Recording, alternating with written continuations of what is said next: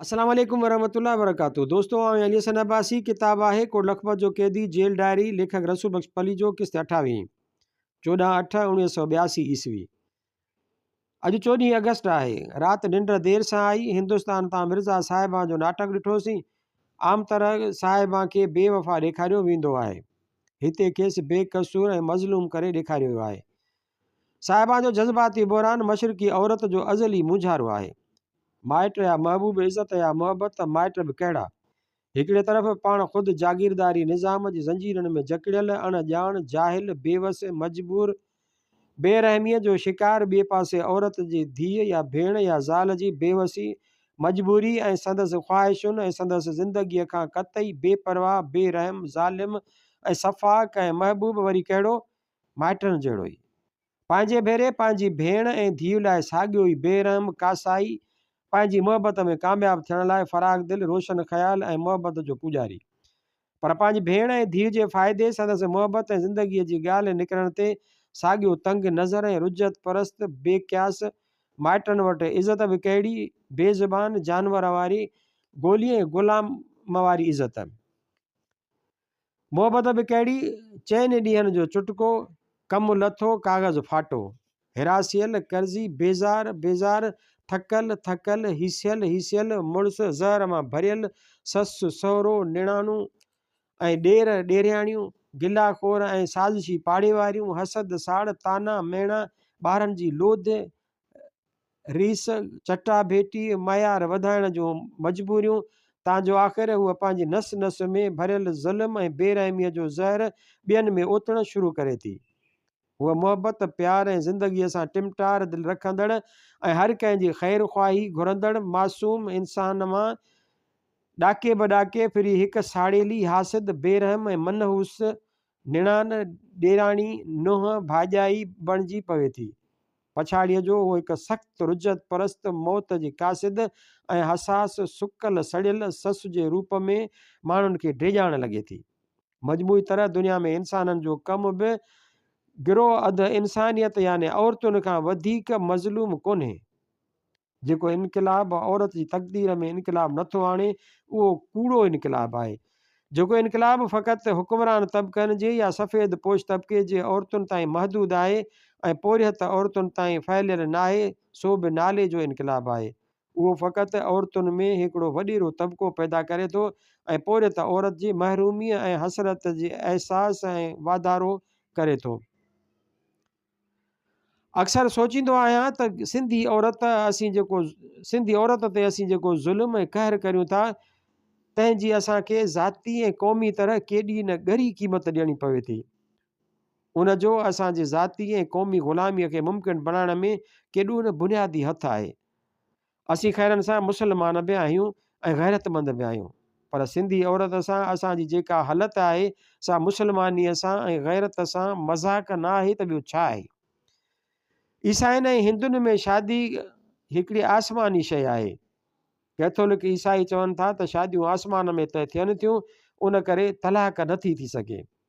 हिंदू बि ईअं था चवनि, पर इस्लाम में ईअं नाहे। हिते ॻाल्हि उबतड़ आहे। इस्लाम ऐं शरीयत मोहम्मदीअ में मर्द ऐं औरत जो पाण में शादी करणु ॿियनि सौदनि ऐं वापारनि वांगुरु हिकिड़ो सौदो या वापारु आहे। कंहिंखां संदसि मर्ज़ीअ जे ख़िलाफ़ु खांसि ज़बरदस्तीअ को वटो बि खसणु फुर आहे, जंहिंजी सज़ा हथ ऐं पोइ पेर कपणु आहे। सॼी दुनिया जे कानून वांगुरु इस्लाम ऐं शरीयत मोहम्मदीअ में बि सौदो रज़ा जो आहे, ज़बरदस्तीअ जो कार नाहे। शरीयत मूजिबि बालिग़ औरत रज़ा ख़ुशीअ सां पंहिंजी जान मर्द सां विकिणे थी। मर्द खेसि उन जी क़ीमत या एवज़ो ॾिए थो। उन क़ीमत ऐं एवज़े खे हक़ मुहर चइजे थो।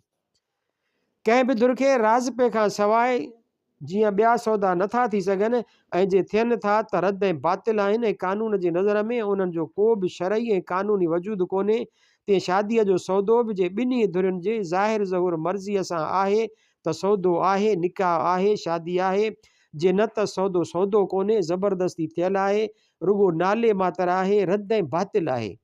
उनजो को बि शरई या कानूनी वजूद कोन्हे। अहिड़े निकाह ऐं शादीअ जा ॿ नतीजा निकिरनि था। बिना राज़पे वारो निकाह, जीअं त हक़ीक़त में को बि निकाह कोन्हे, तंहिं करे अहिड़े कूड़े बेबुनियाद रद ऐं बातिल गैर शरई निकाह जे ज़ोर ते जेकॾहिं को बि मर्द कंहिं औरत खे ज़ाल सम्झी साणसि तालुक़ु रखे थो, पोइ भले खणी उन औरत जे राज़पे सां ईअं करे त बि उहो गैर औरत सां नाजाइज़ तालुक़ु आहे। इस्लामी कानून ऐं शरीयत मुहम्मदीअ मूजिबि नाराज़पे जी शादीअ वारो तालुक़ु हर दफ़े ज़िना आहे, जंहिंजी सज़ा हिन दुनिया में संसार ऐं हुन दुनिया में जहन्नुम। ज़ना सबबि पैदा थियल औलाद नाजाइज़ आहे। टकिरियल मुला भले कहिड़ा बि खणी पलटा सल्टा हणनि, तावीलूं कनि ऐं धूड़ में टुबियूं ॾियनि, पर को बि सचो आलम दीन उन सवली सिधी ऐं खीर धोते कानून ऐं शरई हक़ीक़त खां इनकार न करे सघंदो। हिसाब त ॿधूं त सिंध में घणो सैकड़ो निकाह हक़ीक़ी निकाह यानी रज़ा ख़ुशीअ जा निकाह आहिनि ऐं नाराज़ पे या ज़बरदस्तीअ जा न आहिनि। बाक़ी जेके ॿिया आहिनि तन मां पैदा थियल औलाद शरीयत जे नज़र में छा थियो ऐं ख़ुदा जे रसूल जी नज़र में छा थियो। हाणे अचूं गैरत ते। असांजी धीअ भेण या ज़ाल जो को भुलिजी बि ओलो सवलो नालो वठे त असां गैरतमंद जूं कुहाड़ियूं उभियूं थी वञनि, असां गैरतमंदनि जूं कुहाड़ियूं उभियूं थी वञनि, जनम टीपूं ऐं फांसियूं क़बूल करे बि खून थी वञनि। पर जेकॾहिं को माण्हू असां वॾनि पटकनि ऐं तिखियुनि कुहाड़ियुनि वारनि भाइरनि ऐं भेनरुनि ऐं अज़ीज़ुनि अॻियां नाराज़ पे ऐं ज़ोरीअ वारी कूड़ी शादीअ जो ढोंग रचाए असांजी भेण धीअ या अज़ीज़ नाजाइज़ ऐं गैर शरई तालुक़ लाइ वठी वञे त असीं ॾंद कढियो बीठा खिलूं। असांजी गैरत खे ज़रो बि लोॾो कोन थो अचे। मुबारक सलामत जी धुम लॻी पई आहे। वाहड़े गैरती पीउ, वाहड़े नर भाउ, वाहड़े शेर अज़ीज़ क़रीब। टी ॻाल्हि, को माण्हू कंहिंखे पैसा गऊं ज़ेवर या को ॿियो एवज़ो ॾेई उन खां उन जे एवज़े में ज़ना लाइ का औरत वठे त असीं उन सॼे किसे खे छा चवंदासीं। जेके ॿिया माण्हू उहो सौदो ठाहीनि, उन बंदोबस्त में शरीक थियनि त उन्हनि खे छा सॾिबो। जेको माण्हू अहिड़ी रीति ज़िना लाइ का औरत वठे थो त उनखे असीं फ़ाहिश या रंडीबाज़ सॾींदासूं। औरत खे फ़ाहिशा सॾींदा आहियूं। औरत सप्लाई करण वारे खे भड़वो, औरत सप्लाई करण वारे लाइ मोट में भाड़ में ॿी का औरत वठे त उन औरत जो वठण बि भाड़ में शुमार कंदासूं। हाणे हिसाब ॿधिजे त जेको नाराज़ पे वारी कूड़ी ऐं जड़तू निकाह जे आड़ में पंहिंजी भेण ऐं धीअ ॿिए कंहिंखे नाजाइज़ तालुकात लाइ कढी ॾिए त उन खां छा चइजे। उन जे एवज़ रक़म, माल, को संग या ॿी का बचत या को फ़ाइदो सिधो या अणसिधो वठे त उनखे भाड़ न सॾिजे त छा सॾिजे। उन सॼी बेग़ैरतीअ जे किसे में शरीक थियण वारनि खे ऐं बंदोबस्तु करण वारनि खे छा सॾिजे।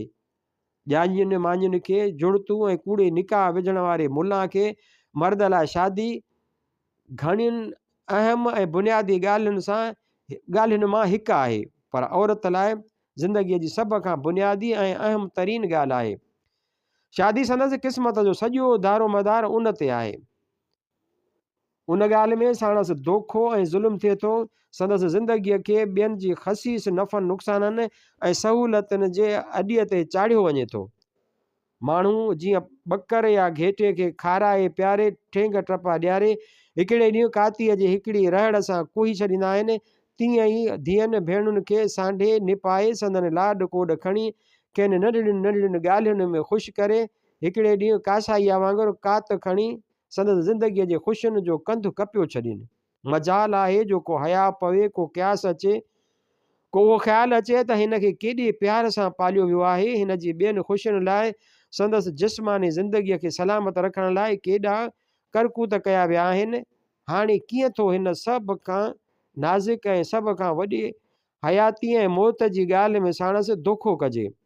खेसि जीअरे ई मौत जे वात में ॾिजे, उन महिल असीं कीअं न पीउ माउ जी शफ़क़त खे, प्यार खे, मुहबत खे, वफ़ादारीअ खे, इंसानी हया ऐं शराफ़त खे, गैरत खे, रहम ऐं क्यास खे अहिड़ो विसारियो छॾियूं था ॼण असां उन्हनि जो नालो बि कोन ॿुधो आहे।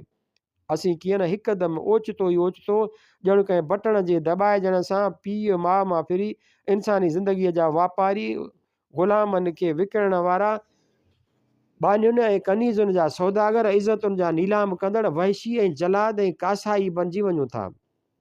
पहलवान ऐं कुंदर भाउ जिन खे ॾिठे बुख लहे से पंहिंजी गुमराह बेहिसे बेरहम माउ पीउ ऐं ॻोठ राज तरफ़ां पंहिंजे भेणुनि ते ज़बरदस्ती ग़ैर शरई ग़ैर क़ानूनी ऐं ग़ैर इंसानी नमूने हिकिड़े धारीअ मर्द जो जंहिंखे संदन भेण जे वेझे अचण जो को बि इख़लाक़ी शरई क़ानूनी ऐं इंसानी हक़ कोन्हे तंहिंजो कब्ज़ो कराईंदे ॾिसी खेसि संदसि मर्ज़ीअ ख़िलाफ़ु नाजाइज़ मक़सदनि लाइ वठिजी वेंदो ॾिसी उफ़ बि नथा कनि, बिड़क बि नथा ॿोलीनि।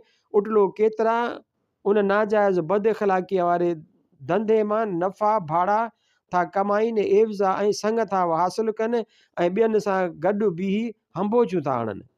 तंहिंखां पोइ नंढपण जी शादी, पोड़नि मर्ज़नि सां शादी, ॿारनि सां शादी, हक़ बख़्शाइण, ॿिनि टिनि ॿारनि खे खां पोइ जवानी ख़तमु, बाक़ी समूरी ज़िंदगी मुड़ुस जी ॿी शादी करण जे ख़ौफ़ जो खंजर सीने में खुतल, कार्यकारीअ जे खूनी रस्म जी तलवार लटकंदड़। अॻिते हलूं।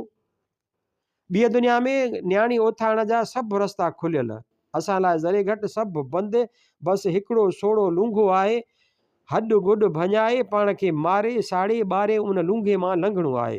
ॿियो गसु को बि कोन्हे। माण्हुनि खां पुछो चवंदा फूफी जान आगरे में पढ़ियल आहे, मासी ख़ैरनि सां टंडे आदम में आहे, भेण जी हाणे शादी थी आहे पेशावर, ॿीअ जो मङणो हाणे थियो आहे लंदन में, रहंदड़ घोट सां चाची लाहौर जी आहे, ॿी कोयटा जी आहे, अम्मा हैदराबाद दखन जी आहे, बाबा जन इलाहाबाद जा आहिनि, वॾो भाउ कलकत्ते में पढ़ियल आहे, नंढे जी कराचीअ में मङणी थी आहे। हिंदू भाइरनि में ॿियूं ख़राबियूं त कई असां जहिड़ियूं या के असां खां घटि त के असां खां बि चट आहिनि, पर उन ॻाल्हि में उहे बि छुटल आहिनि। शादी परे परे थींदी, जन समाजनि में वेझे माइटीअ जी शर्त जो टोड़ो कंध में पियल कोन्हे। उन्हनि जो ॿारु ॼमंदे ई सॼे मुल्क जी माइटीअ जो वारिस, हर ॾींहुं माउ हर मौक़े ते माणस सां गॾिजो नानाणी मासियुनि फुफियुनि चाचियुनि जे घर पियो वेंदो, हूअं बि हर हंधि संदसि घर, हर हंधि संदसि माइटी, हर शहर में हर सूबे में संदसि हिसो, ॻोठ मुल्क शहर घुमंदो, नंढे हूंदे खां वठी वसी दुनिया ॾिसंदो, ज़हन वधाईंदो, अक़ल ऐं तजुर्बा पिराईंदो, ॿिया 10 ॿार हू हिकिड़ो, सभिनी जो उस्तादु।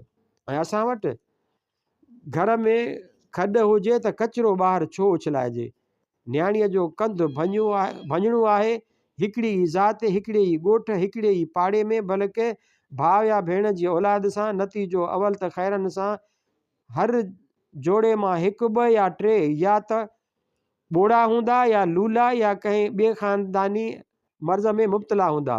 विरासत जो किसो पंहिंजो असरु ॾेखारींदो, साॻिए बुण बुनियाद जूं शयूं पाण में टकराइजंदियूं त बुनियादी मर्ज़ ॿीणा चवणा ज़ोरदार थी मारो कंदा, ॿार कुंद फ़हम ऐं मोगा हूंदा, सॼे बालकपण हिकिड़े ई ॻोठ में विञाए छॾींदा, छाजा ॿिया ॻोठ शहर बहर सफ़र, बसि हिकिड़ीअ कुतिया वारी चॾ में चटे अधु उमिरि पूरी करणी आहे।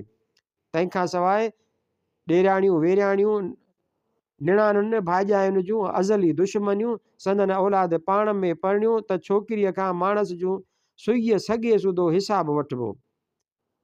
रूमी हाकिम तबिका माण्हुनि खे बुखियनि शींहनि जे पिंजरे में उछलाए उहो तमाशो वेही ॾिसंदा हुआ त शींहं कीअं था माण्हूअ खे पकिड़े करटे खाइनि।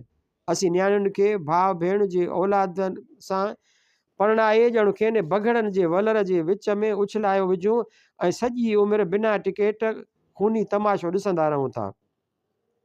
पर जे कंहिं वॾे इंसाफ़ सां शादी नाराज़ पइजी नाहे ऐं ख़ैरनि सलहनि राज़ पइजी आहे त बि मुड़ुस खे कहिड़ी मजाल आहे जो ॾींहं ॾिठे जो पंहिंजी निकाह ॿधी ज़ाल सां खिली ॻाल्हाए सघे, मुंहुं सूंड कढी माण्हुनि वांगुरु चर्चो भोग करे सघे, क़यामत न अची वञे, हितां माउ डोड़ंदी हुतां भेण लामारो ॾींदी, आङुरियूं खॼी वेंदियूं, सनसनी फहिलिजी वेंदी, चए फलाणो मुंहिंजो ज़ाल जो मुरीद, भाड़ जो तुम्बो, रन अॻियां ॾाढ़े खयो पियो नचे, जे अची वई ज़ाल खे साॼी त ससु ऐं निणानुनि जी ज़िंदगी ज़हर करे छॾींदी।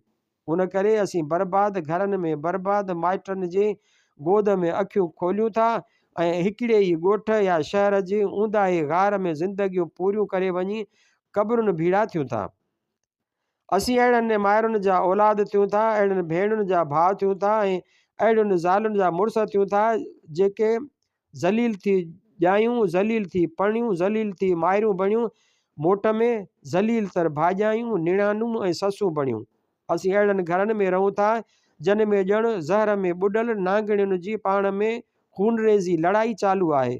उहे ज़हरीलियूं फूकूं असांजे बि नस नस में ज़हर भरे छॾीनि थियूं। को इंसान, को घर, ख़ानदान, ॻोठ या कबीलो, को मुल्क, का तहरीक, को इनक़िलाब केतिरे क़दुरु मुहज़िब आहे। तंहिंजी हिकिड़ी कसवटी उहा आहे त उन पंहिंजे मज़लूम तरीन अधु आबादी यानी औरत जी महरूमीअ, तोहीन ऐं ज़िलत खे घटाइण लाइ छा कयो आहे। ऐं कंहिं मर्द जी गैरत जी हिकिड़ी बुनियादी कसवटी उहा बि आहे त हुन पंहिंजे जीजल माउ, पंहिंजी प्यारी भेण ऐं पंहिंजी महबूबा ऐं पंहिंजी लॼ जी जिन्स जे वक़ार खे बचाइण ऐं बुलंद करण लाइ छा कयो आहे। जित सभु पुनल जा ॿाहिरि जंहिंखे पंहिंजी माउ, भेण ऐं महबूबा ऐं लॼ जी जिन्स संदसि औरत पणे जो एहतराम नाहे, उन ते थींदड़ हमलनि ते खेसि गैरत नथी वठे, सो कहिड़ो गैरतमंद पुटु, भाउ या महबूब या मुड़ुसु। वकील अॻियां वकील जे तबिके जी, डॉक्टर अॻियां डॉक्टर जे तबिके जी गिला त करे ॾिसिजे, सभु चढ़ी वेंदा। पर जॾहिं असांजे माइरुनि, भेनरुनि, महबूबाउनि ऐं ज़ालुनि जे तबिके ते हमिलो थो थिए, खेनि अञा बि वधीक ज़लील ऐं क़ैद करण जा मनसूबा था सिटजनि, तॾहिं असीं हेतिरा सारा किरोड़े मुहबत कंदड़ मुड़ुस, भाइर ऐं पुट ॾंद कढियो पिया खिलूं, तमाशो पिया ॾिसूं, टीकूं पिया झलायूं। जेको मर्द औरत ज़ात जी गॾियल ऐं इज्तमाही तोहीन ऐं तज़लील थींदे बर्दाश्त करे थो, सो नाख़लिफ़ पुटु आहे, कमीणू भाउ आहे, नीच मुहबत कंदड़ आहे ऐं बेग़ैरत मुड़ुसु आहे। उनखे मर्दानगीअ जी दावा करण जो को बि हक़ु कोन्हे। 15/8/1982 ईस्वी। गदरीअ लिखियो आहे, प्यारा बाबा साईं शाल ख़ुशि हुजो। बाबा टाइगर त ख़ुशि आहे। बाबा तूं त ख़ुशि आहीं, तो जेल में छा ईद कई। छा बाबा हिन ख़त जो जवाबु तकिड़ो ॾिजे। बाबा हिते नयूं अची वियूं आहिनि, मींहं पइजी विया आहिनि, असीं मींहं में वेंदियासीं, तुंहिंजी गुंदली।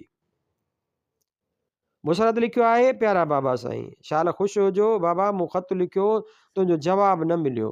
बाबा 3 नयूं आयूं आहिनि, असीं नए में वेंदियासीं पे त मथां 3 नए अची वई। नए तोड़े ख़तमु थी वई आहे, अञा नंढो पाणी आहे ऐं ॿियो सभु ख़ैरु आहे, असीं ठीकु आहियूं। अम्मा वॾी सलाम ॾिना आहिनि। बाबा ॻोठ ॾाढा मज़ा लॻा पिया आहिनि, ॻोठ में बिजली अची वई आहे। बाबा तूं अची वञे हा त ॾाढो मज़ो थिए हा। बाबा तूं हज जे ईद ते ज़रूरु अचिजि। बाबा तूं ख़ुशि आहीं। बाबा असीं तोखे ॾाढो यादि कंदा आहियूं ऐं ॿिया बि घर जा भाती यादि कंदा आहिनि। बाबा तव्हांखे सभु यादि कंदा आहिनि। ख़त जो जवाबु ज़रूरु ॾींदा, तुंहिंजी मुसरत। बकीअ लिखियो आहे, हे यार वाक़ई धंधो मोड़ो आहे, छो त मोकलुनि में आउं मुनीअ वटि हुयुसि जो चाक कोन हुई।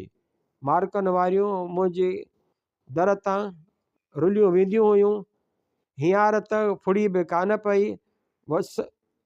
वस जो नालो ई कोन्हे को, अलबत ॾींहं झुड़ाला आहिनि। वासी बि कोन वरिया, ॻोठु सॼो माठो आहे, का बि गरम जोशी कान्हे। मायूं मूं वांगुरु मार्कनि लाइ ॿाड़ियूं वेठियूं आहिनि।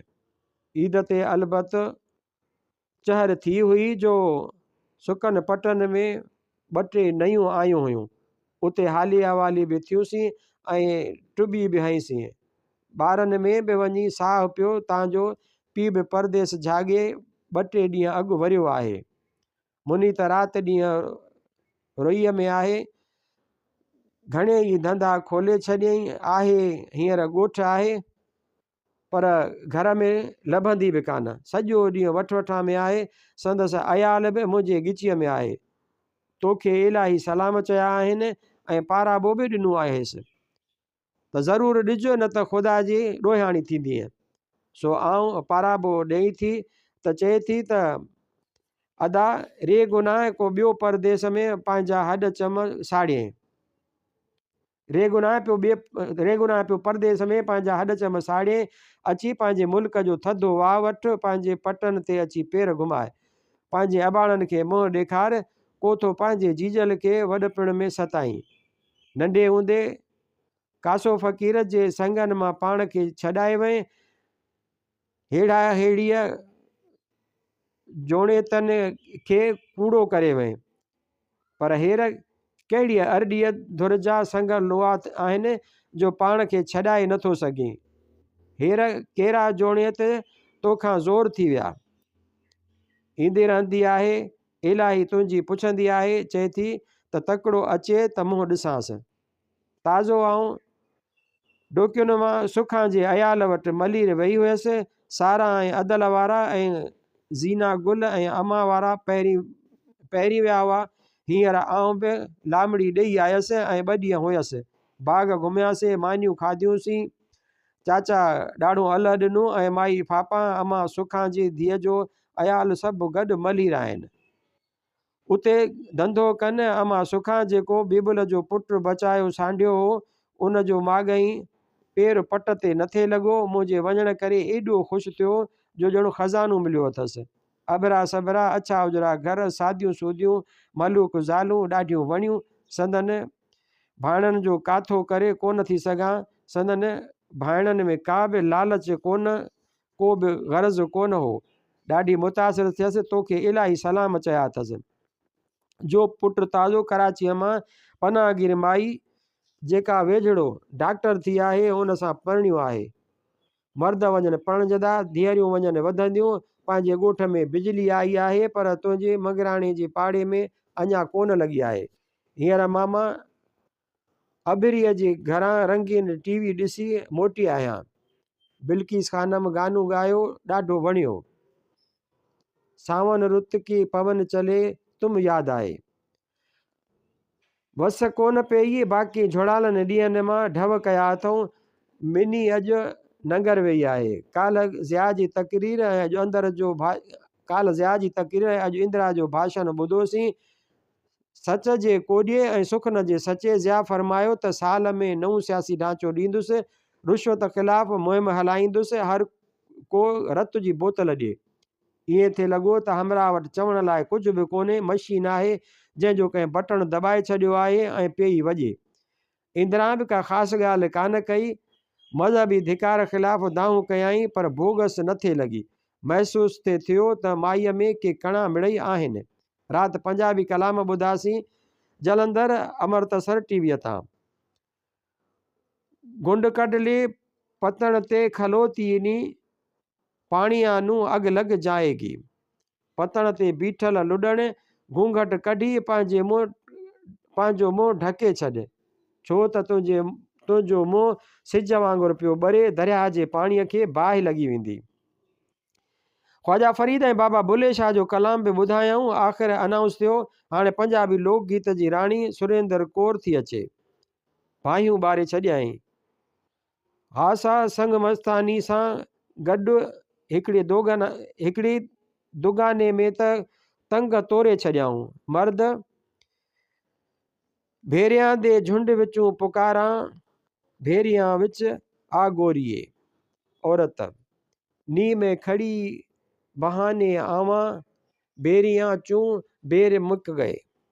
मर्द ॿेरनि जे झुगटे विचां पियो तोखे सॾ करियां, सदा मलूक सोणी ॿेरियुनि में अची मिल। औरत हाय आऊं कहिड़े बहाने अचां, ॿेरियुनि मां ॿेर ख़लास थी विया। ॿुधण वारा अलबत अहिड़ा बाज़ौक़ नथे ॾिठा, ताड़ियूं बि चङीअ तरह नथे वॼाए सघिया।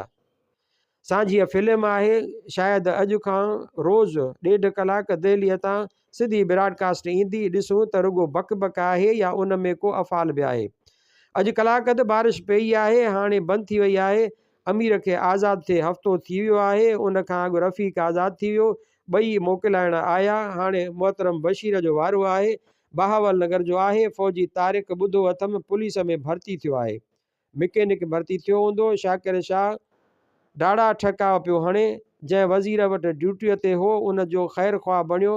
उन जे घर जा किसा पियो ॿुधाए ऐं संदसि कारो मुंहुं पियो करे। वज़ीर मीम जो दोस्त आहे। मीम दिलि में सड़े पियो त ही वफ़ादार मुलाज़िम कीअं न वफ़ादारीअ जो हक़ पियो अदा करे। मुंहिंजे घर जो बि साॻियो हाल कंदो। 16/8/1982 ईस्वी राति फिल्म शादी हुई। एक्टर सुठा हुआ, पर सवाइ ओम प्रकाश ऐं बलराज साहनीअ जे। ॿियनि सायरा बानू, मिसिस दिलीप ऐं मनोज कुमार जी अदाकारीअ में अफ़ाल कोन हो। पुराणी फिल्म हुई। उन्हनि ॾींहंनि अञा सेखड़ाट हुआ। जागीरदारी समाज त आहे ई हिकिड़ो गुंडागर्दी ऐं दादागिरीअ जो समाज। उन में औरत जी हालति सभिनी खे मालूम आहे, मगर हिंदू समाज में सरमाएदारी समाज जा सम्झू माण्हू औरत जे ऐं औरत जे करे औरत जे माइटनि जी जेका ज़िलत कनि था सा मूंखां ॾिठी न थींदी आहे।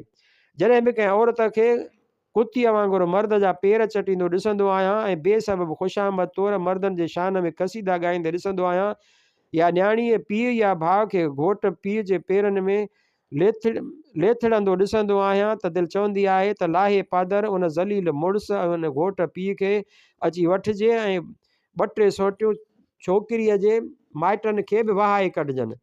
त छो था न्याणीअ खे हीअं ज़लील करियो। हिन फिल्म में औरत खे इंतिहाई मजबूर ऐं ज़लील करे ॾेखारियल आहे। असांजो मुस्लमान समाज जाबिर ऐं जाहिल जागीरदार समाज आहे, जंहिंमें औरत गोलीबानी आहे। पर वाड़े सरमाएदार हिंदू समाज तुंहिंजा करतूत। अॼु दिल्लीअ तां नशर थियल ऑल इंडिया प्रोग्राम शुरू थियो। 1.5 कलाक जो हो। हिंदी ऐं अंग्रेज़ीअ में ख़बरूं हुयूं। अनाउंसर सादा सूदा हुआ। ठठ ठांगर में हिते वारनि खां घणो घटि हुआ। अंग्रेज़ी उचार बेड़ा ख़ासि कोन हुआ। रहियल हिकिड़े कलाक में हिंदुस्तानी ज़िंदगीअ जूं सकाफ़ती झलकियूं ॾेखारियाऊं, कश्मीर जा मंज़र ॾेखारियाऊं, कश्मीर बाबति फ़ारसी शेर ग़लति पढ़ियाऊं। मंज़र बेमिसाल हुआ। फ़ोटोग्राफी नहायत ख़ूबसूरत हुई। मद्रास जे नाच ऐं गाने जी कॉलेज जे आख़िरी साल जे शागिर्दनि ऐं शागिर्दियाणियुनि जी ड्रिल ॾेखारियाऊं। जेका ड्रिल बि हुई त हिकिड़ो ज़बरदस्त नाच पिणु। मणिपुर, मिज़ोराम ऐं ओडिशा जा नाच ॾेखारियाऊं। लखनऊ जी पहले आप ऐं लंडी ख़ुशामद जो ख़ाको ॾेखारियाऊं। खुटल नवाब थो चोर खे चवे, जनाब आपने खिड़की से आने की जहमत क्यों फरमाई। पैगाम भिजवाते, जो कुछ तिजोरी में है तश्तरी पर सजा के दौलत खाने भिजवा देते। चोर तो चवे, बस नवाब साहब चोरी डाका खुदा न ख्वास्ता कोई पेशा नहीं, ख़ानदानी शौक है। दादा हुजूर रात का खाना तनावल फरमाने के बाद जब सैर को निकलते तो खाना हजम करने के लिए 2-4 डाके मार देते थे। अजमेर ऐं पशकर जो मेलो ॾेखारियाऊं। उठ थर जे सदा मलुक मुमलनि जूं निहायत ख़ूबसूरत मुर्कूं। वॾी ॻाल्हि अलगोज़ो। मूं भाइयो कंहिं सिंध जे फंक्शन में ख़मीसो ख़ान अलगोज़ो पियो वॼाए। मख़सूस राजस्थानी पटका, सुहिणा शहज़ादा ओठी, एशियाई रांदियुनि जो तफ़सीली अहवाल, पंजाब में पोख, हैदराबाद दखन में पथर ते उकिरियल शाहकार तस्वीर, उताण जे फ़न जूं झलकियूं। शुरूआत में टैगोर जो नगमो, कलकत्ते जे बंगाली फ़नकार जो ॻायल, आख़िर में इक़बाल जो सारे जहां से अच्छा हिंदुस्तान हमारा। हिन प्रोग्राम ॾिसण वारो ज़ुबान सां चए न चए दिलि में ज़रूरु सोचींदो त बटाक शटाक पंहिंजी जाइ ते, पर हिंदुस्तान बि घटि कोन्हे। अजगर देव जेॾो मुल्क आहे। मज़ो हीअ आहे त चवनि था त पाकिस्तान जी क़ौमी तहज़ीब उर्दू ॻाल्हाईंदड़नि वारी तहज़ीब आहे। उहा तहज़ीब यूपी जे शहरनि जी मुसलसल जागीरदार तबिके जी तहज़ीब आहे। जे उहा ॻाल्हि सही आहे त पाकिस्तानी तहज़ीब त हिंदुस्तान जे फ़क़ति हिकिड़े सूबे जे बि हिकिड़े हिसे जी तहज़ीब वञी बीहंदी। क़ौमी सकाफ़ती ॾेवाले जो उन खां वधीक साफ़ ऐलान ॿियो कहिड़ो थींदो। डॉक्टर तरफ़ां ॾिनल फ्रूट जेको पोइ बदमाशी करे बंदि कराए छॾियाऊं, सो अॼु वरी चालू थियो। अंगूर आया। मूं सुप्रीडेंट खे ख़त लिखियो हो। तंहिंमें उहो इशारो कयो होमि त ख़रीदारी करण वारो बदमाशी थो करे ऐं रद्दी सामान थो ॾिए। अॼु बि अदबी मकाले ते कमु कयुमि। कुझु काल बि कयो होमि, पर रुॻो पढ़ण जो। अॼु लिखण बि शुरू कयुमि। ईअं थो लॻे त मुंहिंजी सिहत अॻे खां बहितर थी आहे। दिमाग़ चयो करे थो ऐं शायदि हाणे रहियल कमु कुझु न कुझु हद ताईं पूरा करे सघजनि था। इरादो आहे 1 सेप्टेम्बर खां अॻु हीउ मकालो लिखी तयारु करण जो। हाणे ॾिसिजे।